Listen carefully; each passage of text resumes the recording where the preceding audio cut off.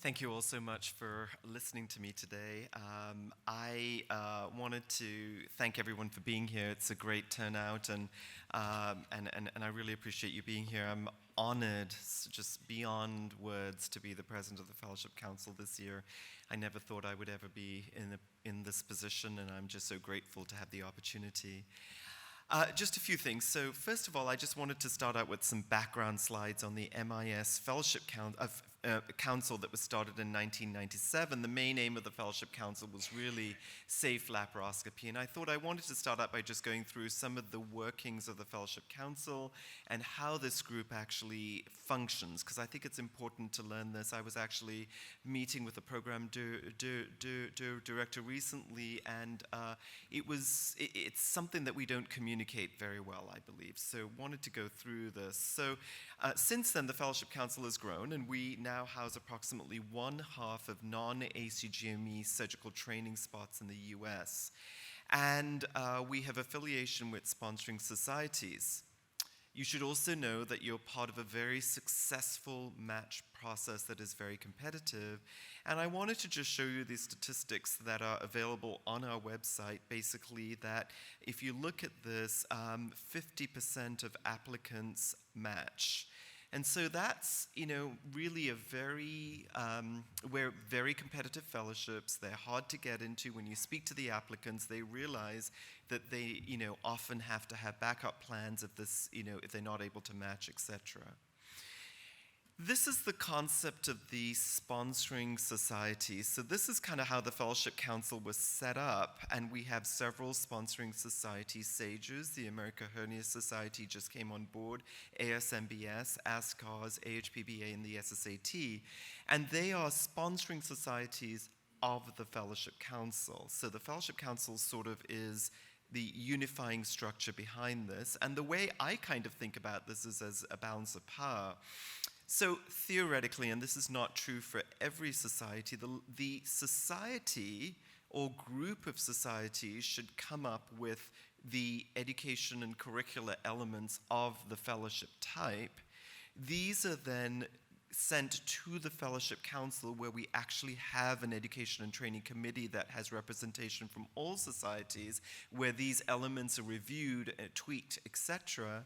And then it's distributed to the program directors. And I put on here society program directors groups because some of these societies, for example, the HPBA has a program directors group, and they execute those curricular elements. The Fellowship Council acts as a judicial branch, which really is the accreditation body. So we go in to evaluate the program based on the curricular elements and the programmatic guidelines that we're given. We're going to focus on this part today.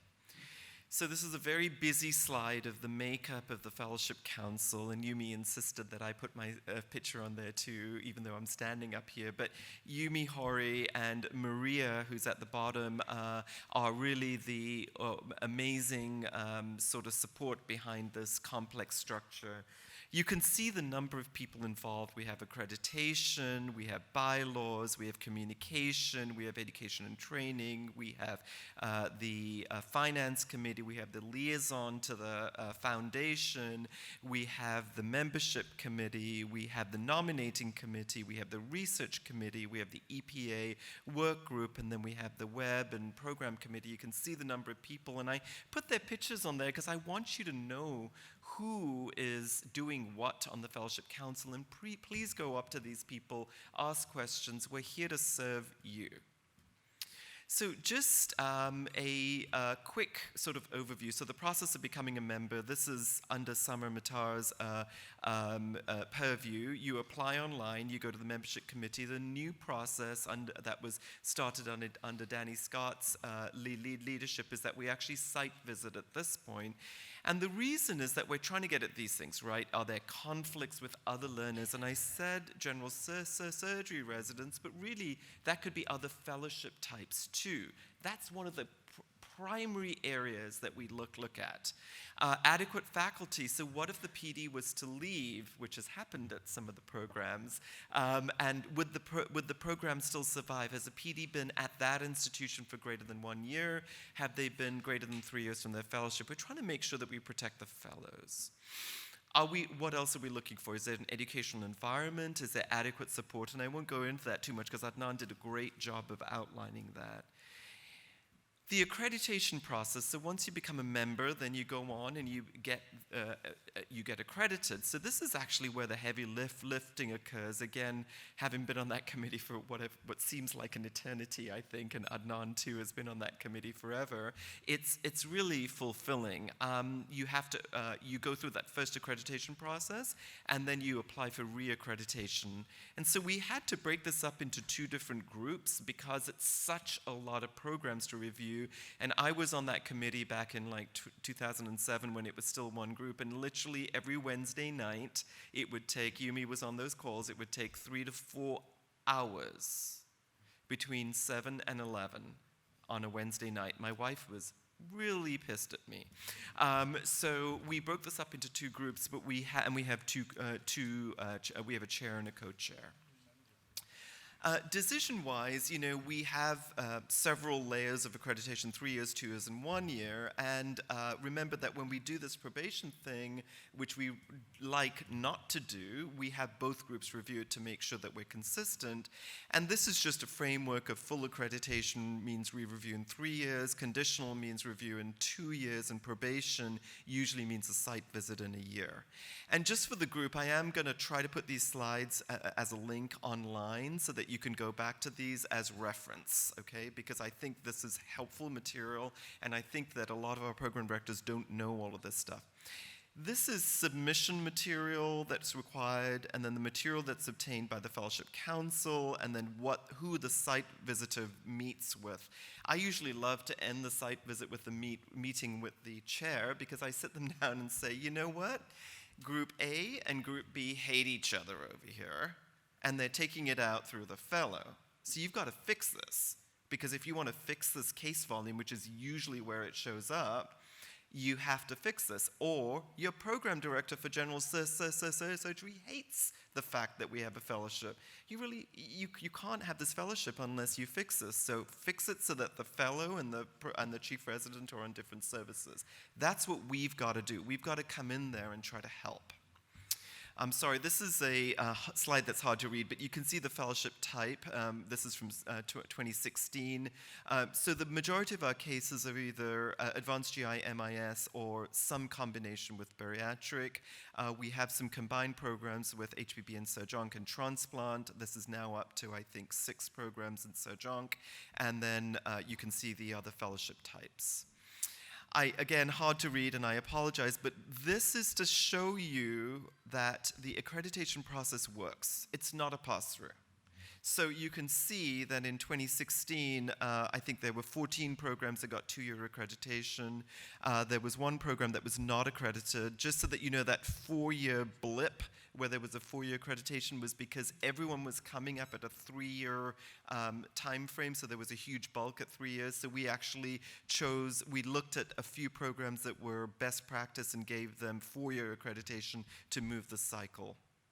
So a recommendation by accreditation doesn't mean that that's the final recommendation. It's just a recommendation to the board.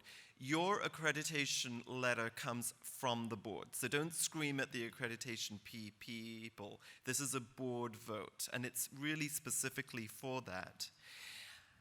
So talk about the matching process. So this was the initial main role of the Fellowship Council, right, was to make laparoscopy safer and to try to match applicants to the programs. Well, it's a legal binding commitment. It's important for you to know. The other important thing is that the program belongs to the institution, not to you. So if you leave and everything's the same, it still means that that program has changed. Now, the matching issues goes to the communications committee, which I had the pleasure of chairing for a period, and it's like the hardest committee because you have to look at fellows and try to figure out, how to make things work. So let me switch gears to where we're going. So what's new? So the board voted on monies towards an IT overhaul, and what we did was we broke this up and we had leads around each project. So this was Ed Lynn began this project, I think who's here in the audience somewhere, and I've helped to move this forward. So the case log task force was under Adnan, assessment task force is under Ali, Accreditation is under Brent, who couldn't be here today. The accreditation committee reviews under Shanu. The board review, so that when the recommendations come forward, is under Rory Pryor.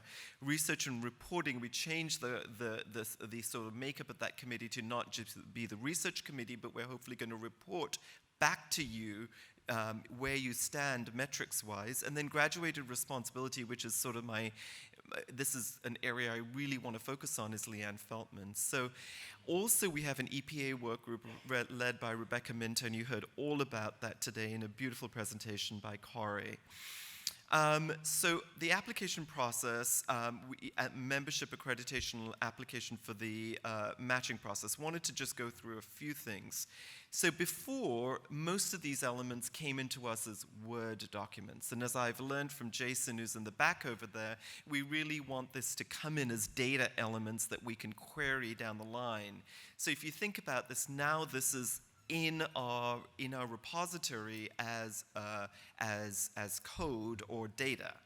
So we were never able to really search this before, because most of this was a bunch of Word documents, and you know this from your application status. So this is just a look at what your future field of view will look like. So when you have applicants apply to your program, you can see, look, we've got a certain number of people that are new applicants. We've reviewed this number of applicants. These are on hold, etc. We want you to be able to use the Fellowship Council's site as your main navigation port for anything to do with fellowship types.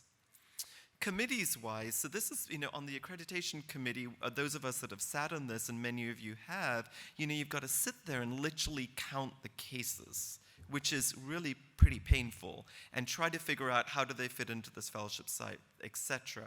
So now moving forward, the data will be forwarded by the system, because data is going to come in as data, and the visuals will tell you where you stand with regard to the application. So for example, if all the materials have come in for this program, you should see a dial fill in the corner, and when your letters have all been received as an applicant, you should see that also, that bar or that dial fit in. So again, on the accreditation piece over here, if I was to have a program sent to me, you can see how this is going to be filled in, so that it goes from site visit being scheduled to reviewed and presented.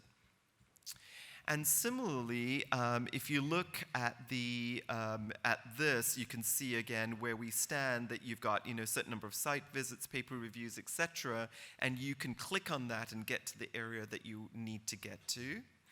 And then, again, another field of view over here. These are just some mock-ups on what we're working on behind the scene. So the voting function, too, right now, those of us on the board get like 18 different emails about, this program, these are the recommendations, etc., and we only are able to see the final summary statements. The idea here is that in the future, we'll be able to dig deeper and maybe even go all the way back to the application, so we can actually make some really meaningful comments based on what was submitted. So I could go back to fellow surveys, etc., rather than asking for those manually. So we're hoping that this will decrease the work of our staff once we get this all done. So you can delve deeper by saying, I want to look at, I can just click on a button and get the fellow reviews, etc. So Dr. Al-Saidi has done a great job of looking at the case logs, and what he's done is really break this down into much more granular categories of cases, so that you can look under Flex Endo and you can see, for example, that there's just numerous different domains within Flex Endo. Within HPB, for example, you can describe things much more in a much more granular fashion.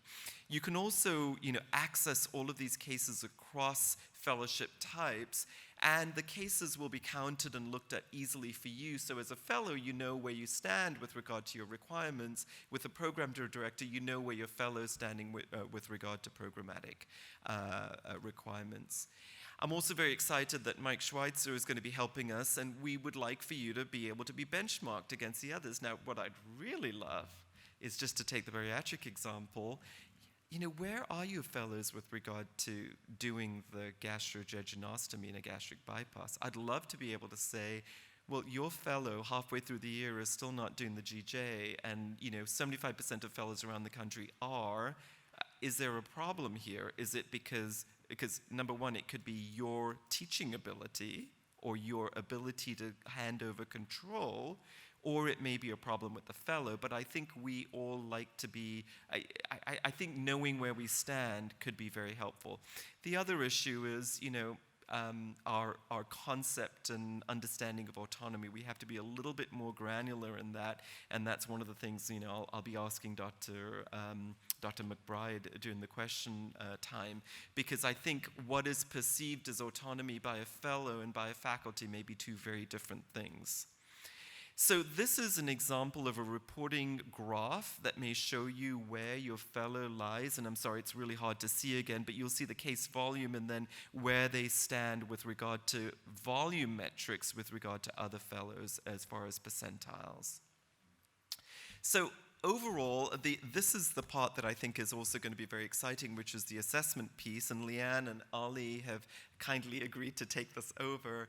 And this is kind of, again, this is my concept. We'll see if this can actually be operationalized. But, at the finish of the case, you log the case on your phone. If it's one of the key EPA mapped cases, so for example, an EPA of management of a pancreatic mass might go with a Whipple procedure, for example, as I understand it, Kari, then that case would be a technical assessment. There would be an evaluation tool that would go to you on your phone, and then it would become part of the data set that would go into making that EPA assessment.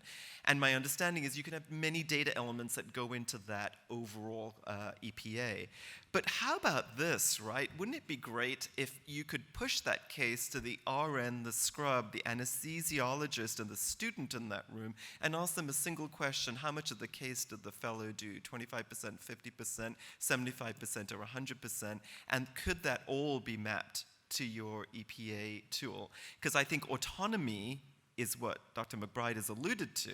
And how do we measure autonomy? I would argue that my scrub knows better and the anesthesiologist knows better than I do sometimes who really did that case. So in summary, I'm bringing up some very disruptive ideas over here, hopefully in the best possible way. So in summary, the Fellowship Council is a major player in surgical graduate education. Just for you to know, Samer, Matir, and the ASMBS has submitted a focused practice designation to the American Board of Surgery. The Fellowship Council will be hopefully the body that they look to as the accrediting body for those programs. So I think that we are in a very nice position. The accreditation structure is robust, and there's a new era with a lot of changes that are coming. And just a picture of Dallas. It's actually got a pretty nice skyline. It's not great, so they have to light it up to make it even nicer. But they built a series of bridges across this kind of stream in Dallas that they call the Trinity River, which is the big divide. And so this was from a couple of years ago with my family standing on that bridge. As you can tell from my middle son who's standing on the right, he wants no part of our family. But thank you so much for the honor of being your president, and thanks for being here today.